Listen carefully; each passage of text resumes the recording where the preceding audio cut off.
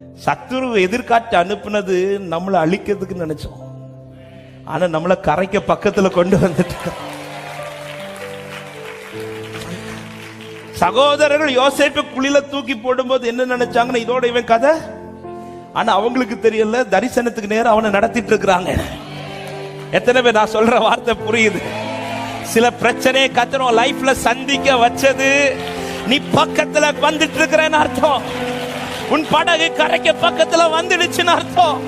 எத்தனை பேர் விசுவாசிக்கிறீங்க? எத்தனை பேர் நம்புறீங்க? சிலதை கர்த்தர் அனுமதித்தது உன்னை தரிசனத்திற்கு பக்கத்துல வந்திருக்கிறாய். ஆமென், ஹல்லேலூயா.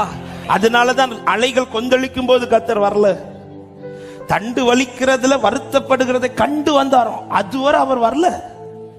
யோசேப்பின் வாழ்க்கையில குழியில தூக்கி போடும் போது அவர் வரல. எதுவுமே அந்த காரியங்கள் நடக்கும் போது ஆண்டவர் சைலண்டா இருக்காரு. ஏன்னா அவருக்கு தெரியும் இந்த பிரச்சனையில இந்த படகு திரும்ப போகாது, நேராதான் போயிட்டு இருக்கான். பிரச்சனையை சந்திச்சீங்க. கடந்த ஆண்டில் அநேக அலைகள் என்னை சந்திக்க வைத்தார்.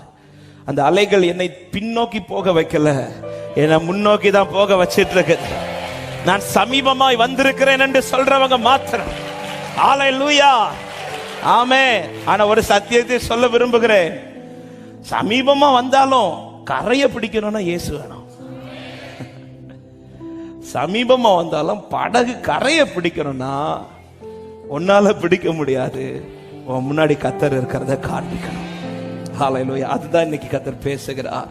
இந்த ஆண்டுல உங்க முன்னாடி கர்த்தர், உங்க லைஃப்ல ஜனங்கள் உங்களை பார்க்கிறத விட உங்களுக்காய் நிற்கிற கர்த்தரை பார்க்கட்டும்.